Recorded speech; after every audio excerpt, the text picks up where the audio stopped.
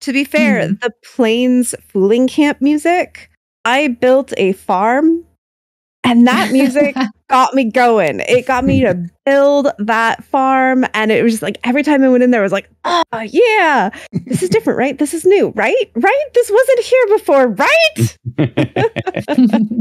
That's true, because that was the thing that wasn't sort of part of the plan with the Plains of making it sort of a nice place to be. That I would like to add Plains music that isn't as ominous necessarily when you farm. But I think the Fuling Camp is quite a cool one in that there's a story in that one, in the sense that it's a living culture, the Fuling, and that lives on after if you eradicate the camp.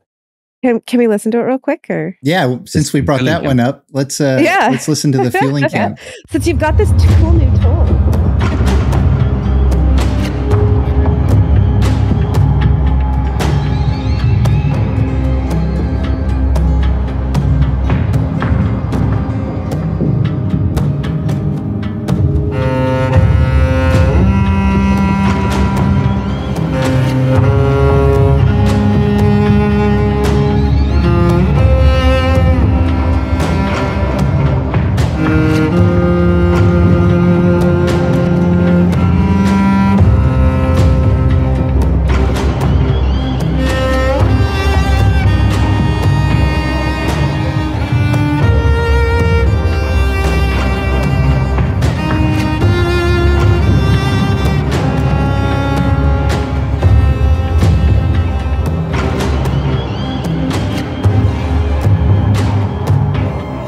I love like the little like sting in there that you've got. Like it feels there are nefarious things going on here. There's a lot going on in that one. There's a lot going on. I love it. Is the bass percussion the same as the song when you get the Fuling raid? Did you reuse a lot of the same kind of bassline percussions? I would say I use the same. I haven't thought about that. It probably is. I think that one is a combination of a couple of patches from a synthesizer called Omnisphere that has a great pizzicato staccato attack sound, but also Cinesamples strings, which use pizzicato for all of the string instruments. So there's a fair chance there is a reuse of that. I try to have not just thematic couplings within a soundtrack, but also sound-wise couplings so that there are connections. For example, in Mistlands, you can hear in the background that there's a harp that comes in and comes out, and that's a reference, of course, to the Meadow soundtrack that has the harp sort of playing these very arpeggiated lines, which is something I wanted to do. And then, of course, cello, which is one of the main instruments of the whole Valheim soundtrack, comes back here. And I wanted to give some shout outs there. It's a fantastic musician called Freya Schack Arnott who plays the cello in this, and she's a fellow Scandinavian living here in Australia. She's actually part Australian, part Danish. So it's really fun to get to record with her. And she also plays key fiddle on Haldor, which we probably will be listening to later. But it's nice because Danish is not my mother tongue; it's Swedish. But when I was young, we in high school, people were going on a trip, and they were going like on a trip down to South Europe. I didn't have the money to go, so we were a couple of people who said we're not able to go, but we'll go on a little trip to Denmark instead. Which is, you get on the train and it's 30 minutes from, like, in 30 minutes you're in another country, very close. And my friend is part Danish, part Swedish, and I was speaking what we call fake Danish. Like you use Swedish words, but you try to put on a Danish accent when we're in Copenhagen. And she just got so angry with me and said, "No, just be quiet. Don't even try. It's an insult." And I got so offended that I internally said, "I am going to learn enough proper Danish that she's gonna one day be able to say, like, oh, cool, that actually sounds like Danish." So I've been sort of practicing Danish whenever I could, and she did a couple of years ago. She's a very close friend of mine.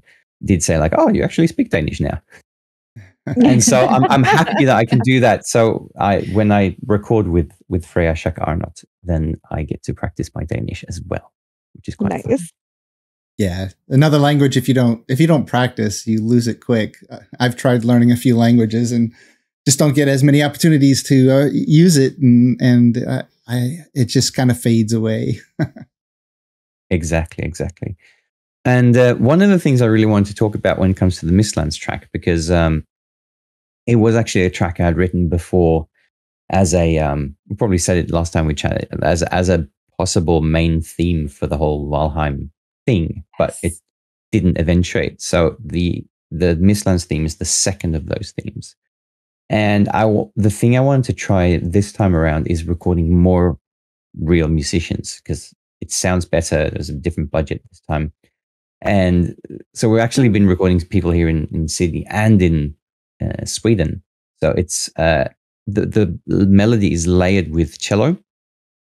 And in the soundtrack, there's in that theme, there's normal orchestral flute, there's an alto flute, and then it's layered with a double bass as well, which is recorded by Matthias Palm, who's the principal double bass player of Helsingborg Symphony Orchestra, who's also the symphony orchestra who premiered music from Valheim live for the first time. So that's why it gets its sort of special sound. Those three instruments, the flute, the cello, the double bass, compressed together to become one voice. Very cool. And I think that has an airy and sort of Harry Potter-ness to it. Yeah. Yeah, the pacing is when we were listening to that first track, the Mistlands one. The pacing is interesting because it seems to change throughout the music. The intro has this kind of, I don't know how to describe. I'm not very, very good at like music terms, but it doesn't seem to be a regular pacing. And then when the second kind of phase kicks in with the additional instruments and so on, then we get into a bit more of a groove. It feels like then we're moving. The first one, it just feels like we're not sure where we're going yet. We're just, taking a few steps here, a few steps there, Exactly. And it's that switch between, it's in 6/8. 6/8 is a very dancey type of 1, 2, 3, 4, 5, 6, 1, 2, 3, 4. And Halder's actually in 4/4 now that I think about it, but it feels like a 6/8 in my head, even though it isn't. But it switches between a 6/8, which is sort of dancey, and then you have the 3/4. So 1, 2, 3, 4, 5, 6, 1, 2, 3, 1, 2, 3, 4, 5, 6.